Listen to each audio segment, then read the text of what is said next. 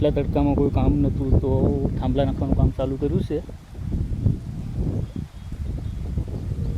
જો એક ભાઈ કેટલી મહેનત કરીને આવે છે તમને બતાવું.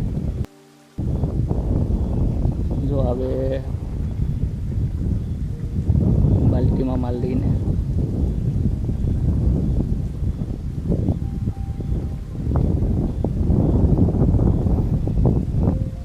વાતાવરણ પણ બહુ મસ્ત.